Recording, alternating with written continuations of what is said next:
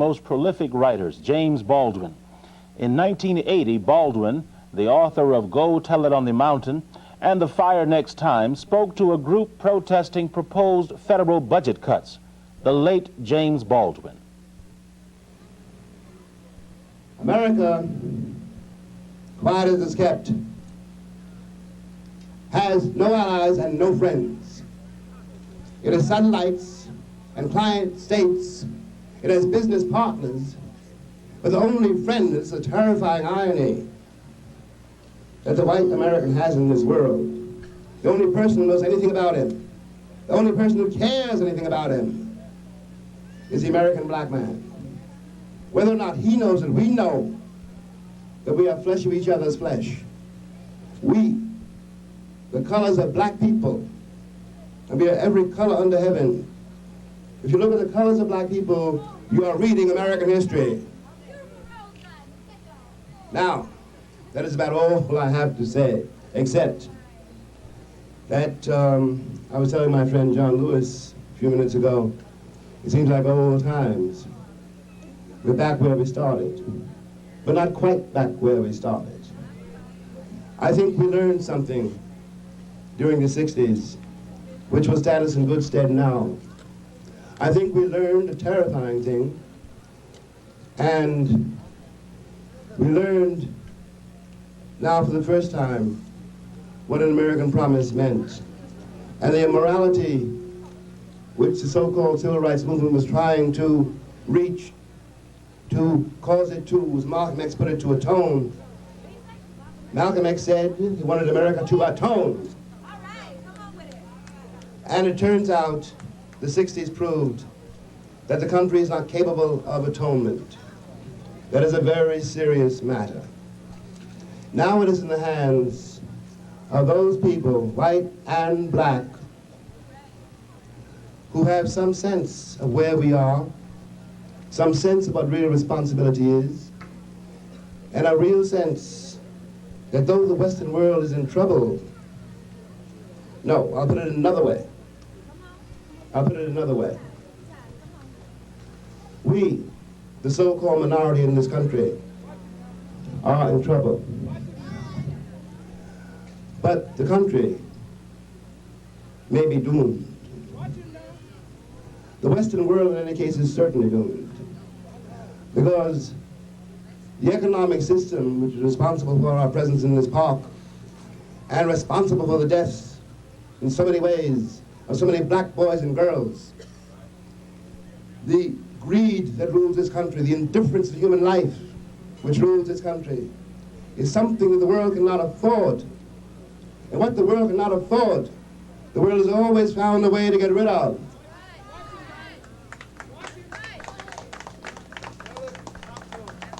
We are talking about the end of a kingdom, the end of a way of thought, the end of a certain sense of reality. But it is important to remember that whereas we may be minority legally in this country, we are majority in the world. And between now and the year 2000, which is only 20 years, we must find a way to forge the links which will save us all over the world. All that holds the Western world together now are multinational corporations and banks and the threat of extinction. I beg you to remember, and I'll leave you now, that in all of Europe's history, all that time, Europe has agreed about one thing only. One thing only. The only thing that Europe has ever agreed about was us. And the only question during these horrifying family quarrels was which family would have us. Well, that day is over. Another day begins, and we have to gird up our loins to deal with what is coming, because if we don't save our children, and our children are all we have, if we don't save our children, nobody else will do it. Thank you very much.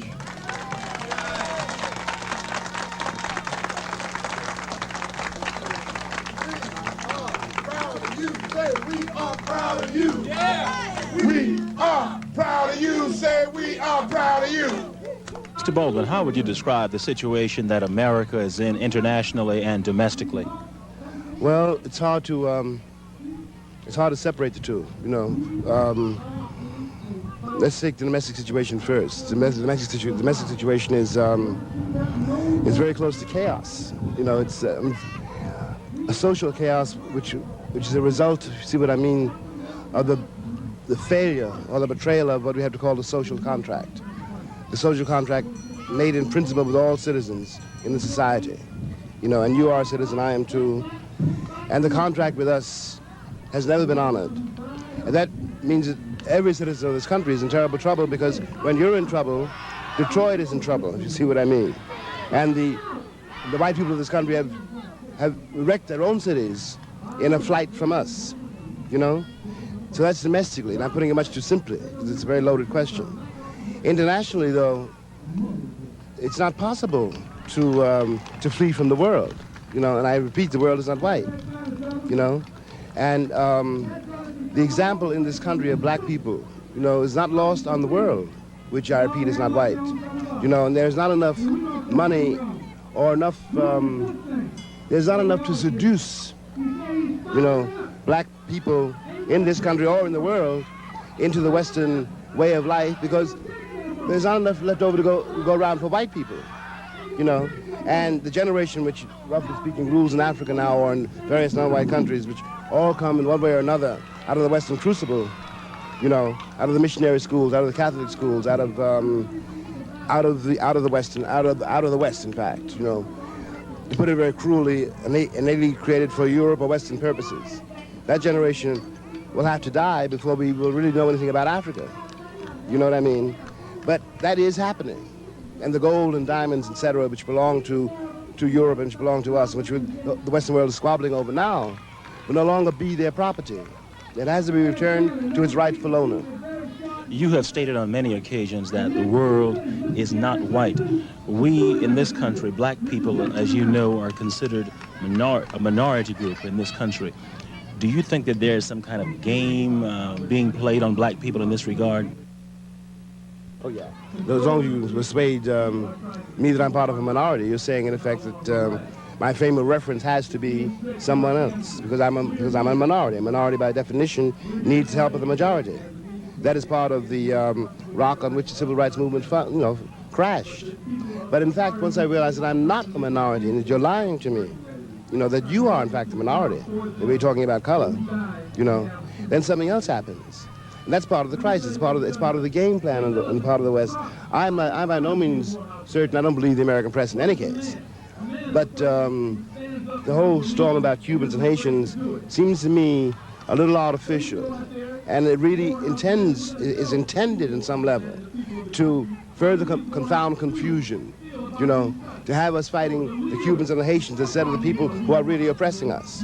Because the Cubans and the Haitians are also victims of the same morality, you know, of the same sense of power, the same, it is the Western world, after all, which created the situation which Haitians find themselves, all the Cubans find themselves. You know, the Bay of Pigs didn't happen 1,000 years ago. So what do you think the posture of black people should be regarding the Haitians and the Cubans? I think that one has simply to realize that they are also slaves. You know, they have been produced by the same circumstances that produced us, in spite of the difference in language. I remember when the Puerto Ricans came to New York, not so very long ago, and the Puerto Rican boy in the garment center, standing next to you in the garment center, looking just like you, but speaking no English. You know, you distrusted him because you thought he was trying to be something else, but he was a Puerto Rican. You didn't know he was a nigger until he got here. And he didn't speak English, he spoke Spanish. He, on the other hand, thought you wouldn't speak any Spanish because you thought you were better than he was. And that lasted for about 10, 15 years. Now that's over. But that was not an act of God either. You know, the one thing the Western world is most terrified of is the unification of black people. Today we hear a lot about America's, quote, image, end quote, problem. What do you think is responsible for America's, quote, image problem? Her image problem is simply the fact that she's never kept a single promise she made to anyone anywhere. You know, the gap between the American image, the American pretensions, and the American reality is suddenly become visible to the entire world. It was always visible to us. Of course, the country is now faced with a situation in Iran. What do you think the posture of black Americans is regarding the Iranian situation? Well, as far as I can tell, well, I'm a street boy, so I'm talking about the people I know, you know. I don't know about Negro bank presidents, for example, but the attitude of the people I know, and my own attitude too, is somewhat sardonic. First of all, leaving aside the ridiculous hoax of the rescue attempt, because that's a hoax. It's a way of doing two things. First of all, of distracting attention, you know, from what is going on in this country, and it is also a way, which I find insane, but I think it's true, a way of preparing the American public for yet another war, to get them riled up against, you know, the same way that during the Second World War, the country became incensed against the Japanese, you know, not against the Germans, I beg you to remark. And the Germans were never incarcerated, you know, the Japanese were. And now it's the Iranians and other people like that, you know. Why do you think the Germans were not incarcerated and the Japanese were? Europe had nothing against Hitler, and neither did we, until he turned his guns against them. The first European power to sign a concord with Hitler was the Pope. Winston Churchill had nothing against Hitler until London was in trouble. And England sold all of Europe to Hitler. You know, after all, let's face it, anti-Semitism is ingrained in the Western tradition. You know, they're very pleased that Hitler found the final solution. So back to my initial question, what would you say the attitude of black Americans is regarding the Iranian situation? I think they think it's, I can't say on television, a BS tip, you know. It has nothing to do with their situation, you know. It has nothing to do with the reality. It has to do with money, it has to do with oil. You know, the energy crisis is an elegant phrase which really disguises what happens when you lose your colonies and lose your slaves. You know, the Western world hasn't really lost them yet, but they are losing them. You know, what has happened in Iran is going to happen all over the world, and indeed it has begun to happen all over the world. You know, England has no colonies anymore, not really. You know, all they have now is banks, and when you lose a captive population, you know, your days and, you know, your hours are numbered. There's no amount of terror, no amount of power. You haven't got enough jails, you know, when a people have understood something, you know, and you haven't got to have millions of people, really. You just have to have that leaven, that handful of people even, who help awaken the rest. But once that has happened, the clock does not go back. You know, South Africa's lost to the West. It will be a very bloody battle, but the issue is not in doubt. We always hear people say that our future, black people's future, lies with the young. What do you think black parents, black adults should be telling black children about the world, the international situation? I think they should try to make their children see it for what it is. I think that we have a great crisis in education here in this country now. In all the black schools, all schools, in fact, that I've been to, involving black students. And this is partly, this is deliberate in the first place. It's one of the results of the fragmentation, especially in the North, of the Negro community, of the black community. And I suppose that the education of our children has got to be taken in our own hands, you know, because the white republic cannot educate our children, and never has, by the way.